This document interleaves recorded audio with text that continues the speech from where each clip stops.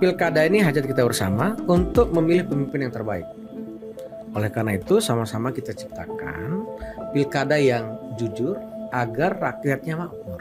Memilih pemimpin itu penting karena pemimpin ini adalah pengambil kebijakan, terutama untuk membangun daerah kita agar lebih maju, ya, mensejahterakan masyarakat. Salah memilih pemimpin itu kecelakaan. Tidak memilih pemimpin itu lebih celaka lagi. Nah, oleh karena itu kita berharap bahwa agar seluruh masyarakat nanti yang terdaftar di daftar pemilih ini bisa menggunakan hak pilihnya dengan baik.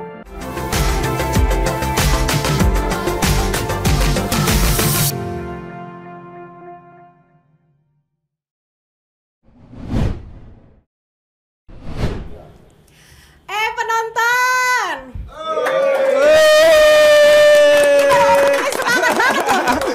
Rame, alhamdulillah rame. Selamat datang di podcast Lampung Memilih bersama gua Karisma Kristi dan juga Triadi Sworo. kita hari ini mau ngomongin apa, Bang Woro? Iya, ini lagi rame, ini lagi happening banget ya. Kita akan menyambut pilkada. Pilkadanya luar serentak biasa. lagi tahun ini. Luar biasa, memang tahun ini kita udah pemilu, terus kita pilkada juga. Iya, benar. 2024 dan kali Benar. ini kita kedatangan narasumber yang luar biasa ya. Ini ada Ketua KPU Provinsi Lampung, Abang Erwan Bustami. Mana suaranya? Selanjutnya Bang Woro. Ada Bang Iskardo P. Panggar, Ketua Bawaslu Lampung. Sehat abang-abangku? Alhamdulillah Sehat. Sehat ya. Alhamdulillah. Bersinar sekali hari benar-benar ini ya. ini orang-orang hebat ini, tokoh-tokoh penyelenggara dan pengawas pemilu di Lampung. Ya.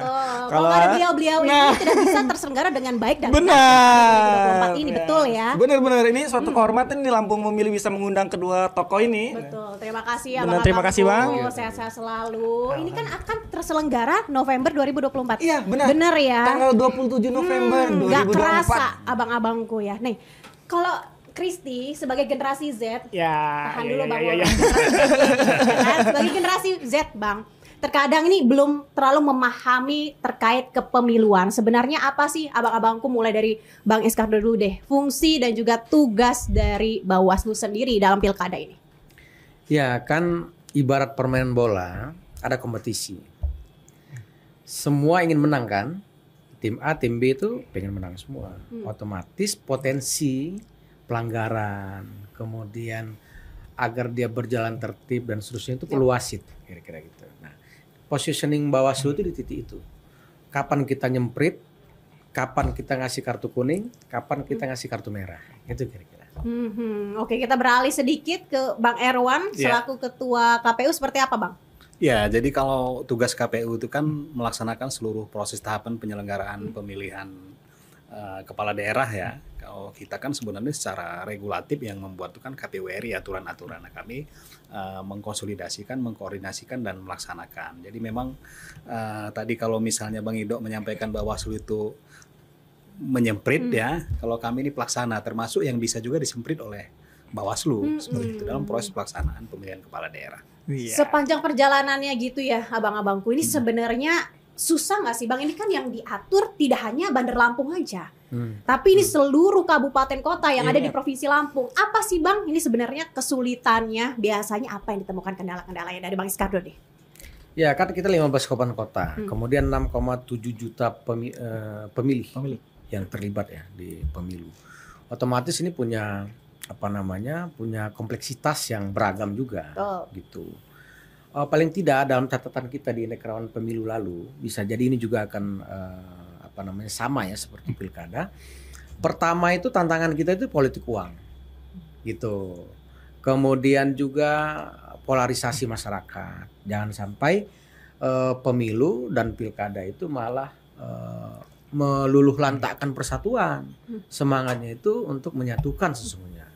Nah, yang ketiga itu ya tadi ketertiban keamanan kita juga jangan sampai itu ternodai oleh proses ini.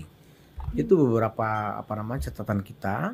Tetapi kita yakin ya Lampung dengan masyarakat yang majemuk, kita itu sebetulnya malah menjadi miniatur Indonesia untuk sama-sama saling memperkuat itu. Di dalam beberapa proses pilkada dari zaman 2005 ya, kita sudah mulai pilkada langsung itu, rasanya tidak ada darah yang tertetes lah di Lampung. Semua bisa kita mitigasi, bisa juga didiskusikan dan seterusnya. Iya, Jadi siap. kedewasaan masyarakat kita mudah-mudahan tetap terpelihara. Iya, Amin. amin. Bang, tapi berkaca dengan pengalaman pemilu pilkada sebelumnya Bang ya, untuk tahun ini ada monitor juga nggak Bang? Atau peningkatan lah untuk pengawasan, titik-titik rawan dan segala macamnya di pilkada serentak ini gimana Bang dari Bawaslu Bang? Iya, kita memfokuskan tadi ya. Politik uang juga kita jadi concern kita. Kemudian polarisasi. Jangan sampai misalnya satu daerah itu daerah barat dengan daerah timurnya berkecamuk. Kemudian juga misalnya netralitas ASN TNI Polri kan juga kita harus jaga. Sehingga semangat kita nih ya. Ini pertama baru kali keluar di Lampos nih. Semangatnya Bawaslu Lampung untuk Pilkada 2024 nih. Pilkada jujur, rakyat makmur, kira-kira gitu. Cakep ya tagline-nya. itu Pilkada semangat. jujur rakyat makmur. Iya, itu semangat dari Bawaslu. Kalau dari KPU Nah, sendiri KPU-nya, seperti Bang, apa gimana, nih, Bang? Ayo, Bang Bang. Bustami? Ya, jadi kalau kita lihat pilkada serentak di tahun 2004 nasional ini kan baru pertama kali yang kita serentak nasional ya, seluruh provinsi, kabupaten, kota. Kalau provinsi kan di luar Yogyakarta ya, kita menyelenggarakan pemilihan yang secara serentak. Di Provinsi Lampung kan selain untuk memilih gubernur, ada pemilihan bupati, wali kota beserta wakilnya di 15 kabupaten kota. Pekerjaan ini tentunya tidak mudah ya, karena secara estafet kita baru saja melaksanakan tahapan pemilu tahun 2024 yang sekarang sebenarnya tahapan ini masih kita hadapi dalam proses perselisihan hasil pemilu ya. Nah, kita sekarang sudah memasuki tahapan pemilihan kepala daerah serentak tahun 2024. Tapi tentu modal sukses kita menyelenggarakan pemilu itu menjadi pengalaman yang berharga untuk menyelenggarakan pilkada tahun 2024 ya. Insya Allah kita teman-teman KPU provinsi, kabupaten, kota sudah running lah menghadapi proses pelaksanaan pilkada kita di tahun 2024. Tentu semangat kita ya samalah dengan Bawaslu, bagaimana konstelasi politik ini bisa berjalan dengan baik. Secara teknis penyelenggaraan pilkada itu lebih ringan dibandingkan dengan pelaksanaan pemilu. Tapi dinamika politik, dinamika sosial pasti akan lebih tinggi eskalasi politiknya karena ini kepentingan lokal dan bersentuhan langsung terhadap kepentingan masyarakat ya. Masyarakat kita begitu banyak, ini terbesar kedua ya masyarakat di Lampung setelah Provinsi Sumatera Utara ini dalam Pulau Sumatera. Jadi memang mengelola situasi politik ini tidaklah mudah, tapi saya yakin bahwa seluruh stakeholder ya elemen masyarakat pasti akan bersama-sama bahu membahu untuk menyukseskan pilkada serentak tahun 2024. Yang menariknya tadi Bang Woro ternyata ada sejumlah tantangan dan yang menurut Kristi menarik adalah terkait money politik. Ya. Ini mungkin pasti ada terjadi. Seperti apa KPU dan juga Bawaslu, Bang? Ini untuk bisa meredam namanya money politik di pilkada ini. Ya, politik uang itu kan terkait kesadaran. Sehingga political education-nya itu, edukasinya harus terus-menerus. Sama macam orang penyakit malaria tuh. Kan sebelum musim hujan selesai kan dia harus foggingnya harus kuat. Penyadarannya itu. Oleh karena itu Bawaslu juga bersikap itu. Kami juga misalnya memperkuat pengawasan partisipatif, menggandeng banyak orang, banyak elemen, banyak masyarakat, banyak komunitas untuk sama-sama mensiarkan tentang itu. Karena terkadang kami di sosialisasi itu sering betul ya bicara, you kalau dikasih 500.000 maka harga dirinya itu hanya 140 perak per bulan. Per hari ini cuman berapa perak. Jadi jangan sampai gadaikan harga diri kitanya hanya karena uang. Kira-kira gitu.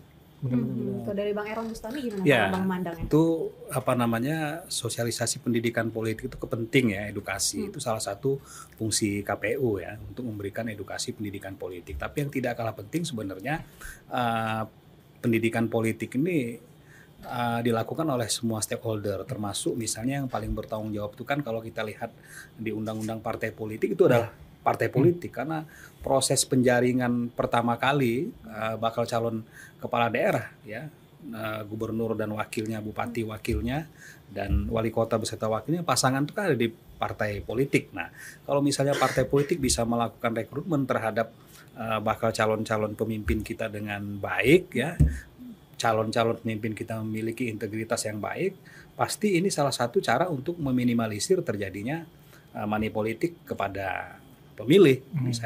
Kita yakini kan muaranya dari sana dulu. Nah, edukasi itu kan harus kita lakukan bersama-sama, termasuk misalnya hari ini ya Lampung Pos ini akan memberikan informasi kepada publik, ini kan termasuk pendidikan politik, termasuk pada saat launching Pilgub kemarin kan sudah kita sampaikan bahwa kita tidak ingin proses demokrasi itu tercidrai terhadap praktek yang tidak baik dalam proses penyelenggaraan Pilkada tahun 2024 khususnya di Provinsi Lampung. Jadi kita siarkan bersama-sama seperti itu. Siap. Nah Bang, ini kan lagi ramai penjaringan dari partai politik ya Bang. Nah kalau dari KPU sendiri apa sih Bang syarat-syarat untuk pencalonan tuh Bang bisa berlaga di Pilkada kita nih Bang? Ya kalau partai untuk mengusung pasangan calon itu kan kalau misalnya dia melalui partai politik itu pertama minimal dia memiliki partai politik atau gabungan partai politik yang memiliki kursi 20% dari jumlah kursi di DPRD setempatnya.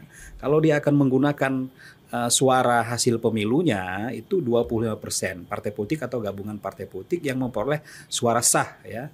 25% dan yang digunakan adalah hasil pemilu tahun 2024. Kenapa?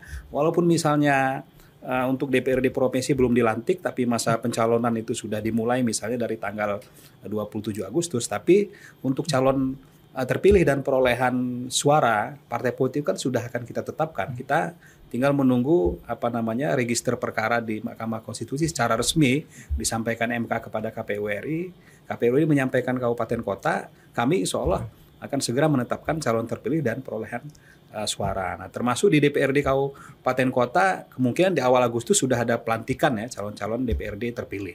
Nah, ini insya Allah nggak ada masalah. Nah, tapi ada juga selain mekanisme melalui partai politik ada juga calon perseorangan. Nah, calon perseorangan ini kan sudah kita umumkan ya bahwa untuk bakal calon perseorangan itu syaratnya dia minimal sesuai dengan jumlah penduduk yang terdaftar di DPT, berapa jumlah persentasenya itu nanti dikali jumlah penduduk yang terdaftar di DPT. Misalnya untuk Pilgub ya, calon gubernur itu harus memenuhi dukungan minimal itu 490.000 lebih tersebar di 8 kabupaten kota.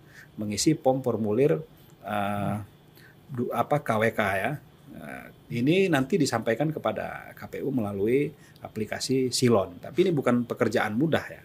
Nah, nanti kalau dia memenuhi hasil verifikasi secara administratif dan faktual, karena faktualnya ini sensus, nanti terpenuhi jumlah dukungan dan sebarannya, maka nanti bisa menjadi calon perseorangan begitu. Nah, kalau syarat-syarat calon kepala daerah itu ya seperti biasalah. Misalnya bertakwa kepada Tuhan Yang Maha Esa dan seterusnya, pendidikan SLTA. Kalau untuk kepala daerah di kabupaten kota usia 25 minimal, kalau untuk gubernur itu 30 minimal ya. Seperti biasa tidak pernah melakukan tindak pidana dengan ancaman begitulah ya. Ini secara normatif ya syarat-syarat menjadi kepala daerah. Lumayan banyak juga ya. Banyak. Gimana tertarik ikut mendaftar? Boleh, nanti kali ya kita pikir dulu ya. Kalau aku di kepala rumah tangga dulu gitu. Aduh, ini coba di sini penonton ada yang Gen Z ada suaranya Ada. Seperti saya juga Gen Z ya. Ini balik lagi ke tugas pokok dari Bawaslu dan juga KPU abang-abangku, di mana sebenarnya banyak sekali saat ini pemilih adalah pemilih bisa dikatakan pemilih pemula gitu ya, Gen Z. Seperti kita berkaca pada pemilu kemarin. Tantangannya tidak hanya money politik saja, tapi pasti banyak ada yang golput abang-abangku. Bagaimana di Provinsi Lampung sendiri? Persentasenya seperti apa dari golput ini sendiri dibandingkan dengan yang dewasa dengan yang Gen Z? Lebih banyak mana? KPU Bawaslu gimana? Di KPU dulu, di KPU. Kalau kita lihat partisipasi pemilih kita pada pemilu yang lalu kan 80,04% ya. Tinggi ya, Jadi, lumayan ya Bang. Masih 80%. Ada 20% pemilih dari 6,5 juta pemilih kita ya yang tidak menggunakan hak pilih. Tapi tidak menggunakan hak pilih itu sebenarnya banyak faktor ya. Misalnya ada pemilih yang memang pada saat pemungutan penghitungan suara itu tidak berada di tempat. Misalnya dia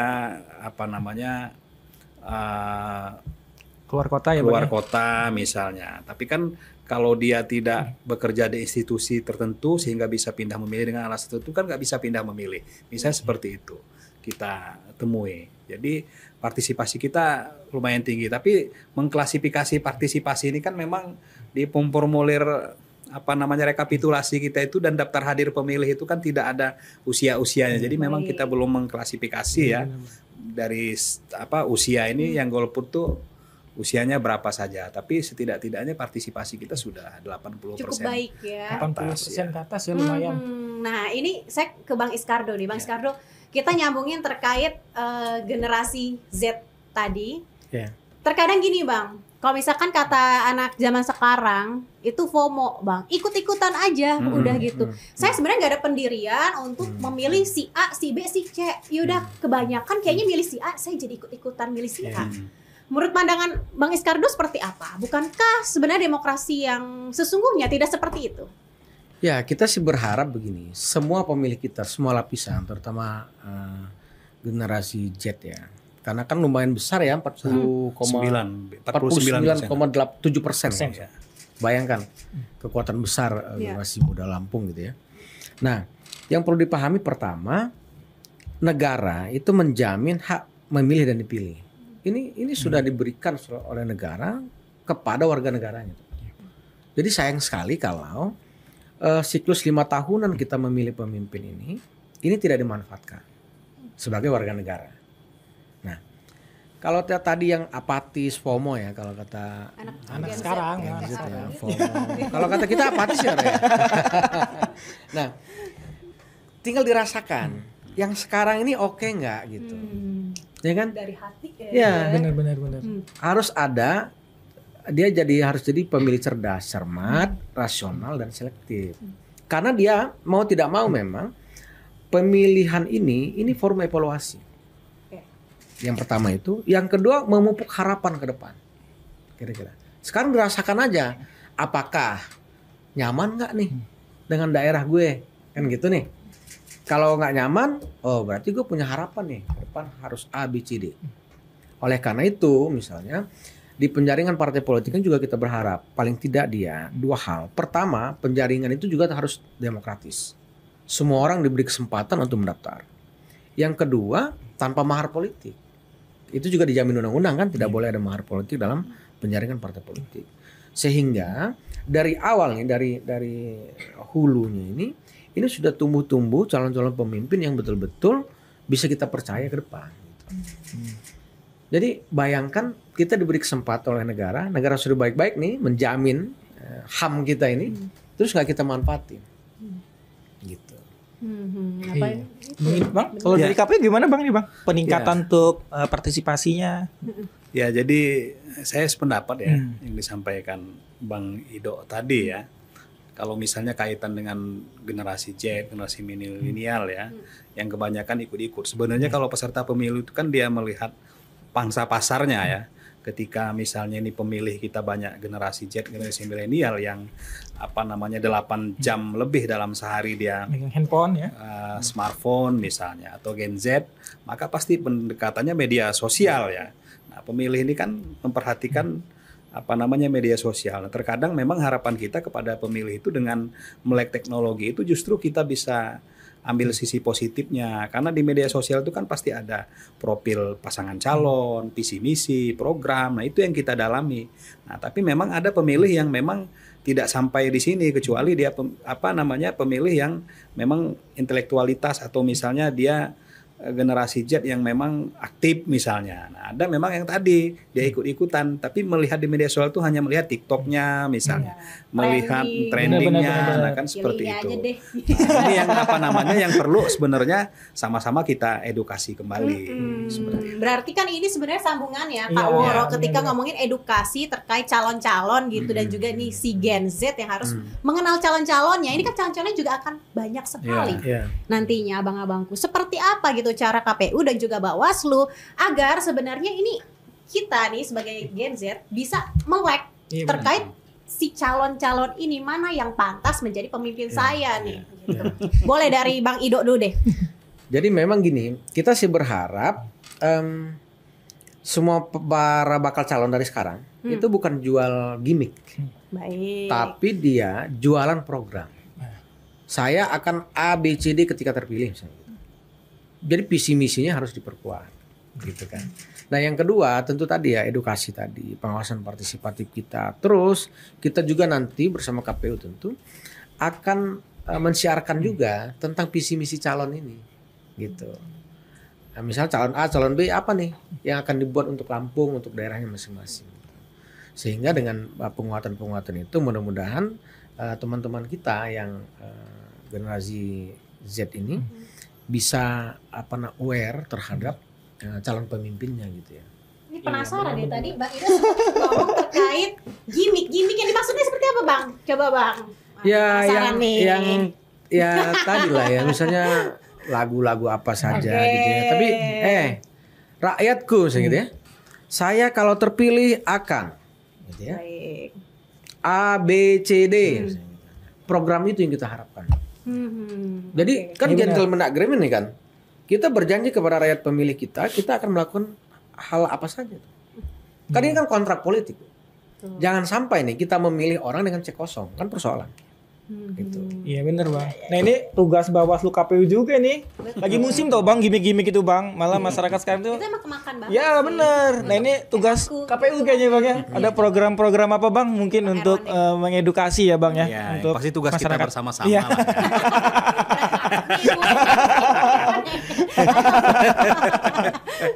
Kata ini kan selalu apa? Kalau kita ini kan selalu berikhtiar ya, termasuk pangsa pasarnya terhadap pemilih milenial, generasi Z kan. Kalau di KPU itu kan semua platform media sosial kita ada ya, termasuk misalnya TikTok juga kita ada. Pendekatannya seperti itu. Nah selain itu kemitraan juga kita dengan beberapa lembaga misalnya melakukan pendidikan politik yang memang dia kegiatan ini kan kalau anak-anak milenial Z ini kan generasi Z juga senangnya ya nggak bisa yang formal-formal amat. Jadi harus memang pendidikan politik ini disertai hiburan, misalnya door prize, cara penyampaian materinya kan berbeda, misalnya tidak terlalu monoton. Hal-hal yang disukai, termasuk kemarin sudah kita melaksanakan launching peluncuran pilgub kita kan, kita mengundang misalnya band Mata Senja, pasarnya kan milenial ya, lagi heboh.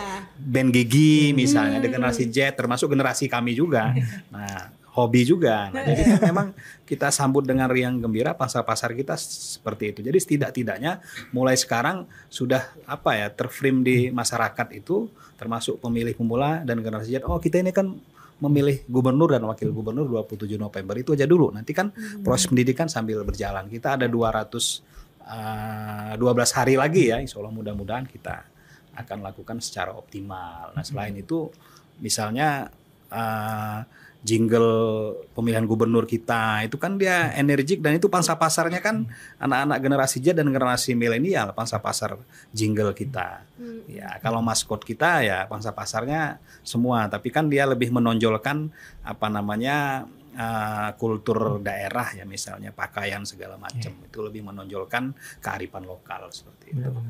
Iya benar-benar. Tapi kalau kita ngelihat pemilu kemarin tuh ada yang rame juga tau. Apa tuh, kayak ad hoc ya Bang ya. Kita juga bersiap ad hoc ya. Karena banyak kawan-kawan tuh di FYP, TikTok pada jadi abdi negara Bang. Walaupun sebentar tapi kebanggaan untuk membela tanah air. Wah. Luar biasa ya. Tapi kayak bangga banget gitu. Nah, itu tahun ini gimana Bang? Ada kita butuh berapa orang rekrutmen nih untuk ribuan. Nah, jadi gimana Bang? Kalau sekarang ini kan proses rekrutmen badan ad hoc kita lagi proses berlangsung ya untuk rekrutmen PPK ya, itu di 229 kecamatan lagi berlangsung ya. Nanti yang dibutuhkan itu setiap kecamatan 5 orang, tapi yang lulus seleksi harapan kita nanti nomor 1 sampai dengan 10, 1 sampai 5 itu adalah yang ditetapkan sebagai terpilih, 6 sampai 10 itu pengganti antar waktu. Ini lagi berproses untuk PPK. Insya Allah tanggal 16 Mei ini dilantik yang untuk kecamatan, lalu sekretariatnya pasca 7 hari kemudian setelah dilantik itu harus sudah terbentuk. Kita usulkan kepada pemerintah. Lalu saat bersamaan ini juga dimulai tanggal 2 Mei nanti akan ada diumumkan rekrutmen untuk untuk PPS di tingkat desa. Nanti akan dilantik sampai dengan tanggal 26 Mei ya. Jadi ad hoc kita segera terbentuk. Nah, di bulan Juni, paling lambat 21 Juni, dimulai di tanggal 7 Juni, ini akan melakukan rekrutmen terhadap petugas pemutakhiran data pemilih di seluruh TPS. TPS kita belum bisa kita ketahui ya, karena nanti akan ada pemetaan. Kalau pemilu yang lalu, pemilih kita per TPS itu 300 pemilih maksimal. Nah, untuk pilkada ini arah kebijakan pimpinan, kalau di Undang-Undang 10 tahun 2016 itu kan 800 pemilih, tapi arah kebijakannya sepertinya per TPS itu pemilih kita 600. Nah, kalau kita lihat akan ada penggabungan 2 TPS atau lebih, maka kita asumsikan TPS kita itu kalau kemarin 25.825 pada saat pemilu, pada saat pilkada ya kisaran 13 ribuan lah TPS kita. Nah, itulah jumlah petugas pemutakhiran data pemilih yang akan kita rekrut. Nanti di bulan November baru akan ada rekrut tadi yang viral-viral tadi. KPPS. Petugas pemungutan penghitungan suara. KPPS, kelompok penyelenggara pemungutan penghitungan suara. Namanya KPPS itu kita diumumkan dimulai September, tapi penetapannya itu di 7 November. Insya Allah mudah-mudahan ini bisa berjalan. Itu butuh banyak ya, jumlah TPS dikali 7 ditambah 25. Tertarik Bu Goro? Ya, lihat nanti deh. Nah, dari Bawaslu gimana Bang? Bawaslu. Ya. Bang Ido. Bang Ida. Ya, kita juga lagi rekrutmen nih. Panwascam. Nah, ini banyak nih. Ya. Panwascam setiap kecamatan kali 3 orang. Itu yang lagi rekrutmen. Kemudian juga sama dengan KPU, akan ada di tingkat desa dan di tingkat TPS. Jadi memang sumber daya generasi Z kita juga bisa terdistribusi ke situ. Benar-benar. Iya benar. Jadi membuka ruang ya Bang ya untuk anak-anak milenial, anak-anak muda juga ya. Ya kan waktu pas di pemilu di tempat saya itu pada muda-muda. Muda-muda Bang. Muda-muda banget ya. Kan karena itu masih energi. Iya, Ya kan masih benar-benar. happy-happy. Dan itu Benar-benar. euforianya Siap. memang ketika ada demokrasi itu ya Bang ya Iya. rame-rame Iya. gitu yang dicari. Bener-bener. Nah terus ada syarat khusus nggak sih Bang nih Bang? Kan kalau 5 tahun lalu kan banyak yang sakit ya. Tahun kemarin pemilu kemarin juga ada yang sakit. Ada syarat khusus ya untuk kesehatan atau juga untuk komitmen ya Bang ya? Karena takut ini sebagai garda terdepan di lapangan, takut di lobi pemain politik di lapangan kita nggak tahu. Nah ini gimana Bang? Untuk seleksinya ada penekanan khusus nggak dari KPU Bawaslu nih Bang untuk ad hoc kita ini Bang? Monggo Bawaslu dulu Bang, nggak apa-apa Bang? Ya, tentu kan semua penyelenggara kita itu ada fakta integritas. Fakta integritas untuk tidak melakukan ABCD, kira-kira gitu. Salah satu tadi rentan tentang independensi dan seterusnya. Begitu juga dengan kesehatan. Kemarin misalnya waktu pemilu kemarin nih dengan intensitas pekerjaan, mungkin pressure yang juga kuat misalnya. Kami itu penyelenggara kami dari hampir 30-an ribu tuh ada 2 orang yang meninggal misalnya gitu ya. Ada 80-an yang sakit pada saat hari H itu. Ini tentu selektif lagi terkait kesehatannya. Jadi nanti semua itu kita cek sebelum kita tetapkan ada cek kesehatan terkait itu. Ya. Itu menjadi penting juga Benar. tuh Iya. Bang Penting Goro banget. ya. Iya. Karena itu menjadi highlight juga ya kemarin banyak mungkin tepar gitu Iya, ya. Bang, kelelahan, Bang, sampai Hari subuh. ini mungkin Aduh. harus lebih dijaga lagi Benar, staminanya ya. benar. KPU gimana Bang? Ya, Ada khusus atau sama ya. Jadi memang penyelenggara kita pasti selain memenuhi syarat administrasi juga tentu memenuhi syarat kesehatan yang tidak kalah penting, tidak pernah terlibat menjadi pengurus atau anggota partai politik dan tim sukses ya dari kontestan pilkada misalnya. Itu yang menjadi syarat. Nah, terkait dengan kesehatan itu penting karena memang sama standarnya seperti pada pemilu yang lalu. Jadi untuk menjadi penyelenggara ini tidak boleh ada penyakit komorbid atau penyakit bawaan, misalnya dia punya tensi yang tinggi, lalu misalnya punya gula darah, penyakit jantung ya. Nah, ini tidak diperkenankan. Nanti kan ada surat keterangan sehat jasmani rohani dari puskesmas setempat. Nah, untuk petugas-petugas ini terutama petugas KPPS itu nanti akan ada screening kesehatan juga menjelang ditetapkan. Jadi KPU itu nanti akan berkoordinasi dengan Dinas Kesehatan untuk melakukan pemeriksaan kesehatan terhadap penyelenggara, termasuk koordinasi dengan BPJS dan Kesehatan dan Ketenagakerjaan. Kita sudah lakukan koordinasi ya kemarin tanggal 26 ya. BPJS Ketenagakerjaan itu memang kita mengalokasikan anggaran ya. Jadi seluruh personil itu ada BPJS Ketenagakerjaan dan BPJS Kesehatan ini kita upayakan berkoordinasi dengan pemerintah daerah. Selain itu tentu akan dialokasikan dana santunan kecelakaan ya. Nah, kita berharap sih ini tidak terjadi ya, tapi kita harus melakukan antisipasi sejak awal ya, sebelum ditetapkannya penyelenggara badan ad hoc. Nah, kalau khusus KPPS itu PPS dan PPK usia kan minimal 17 tahun ya. Tapi untuk petugas KPPS ada batasan maksimal, jadi usianya maksimal itu 55 tahun.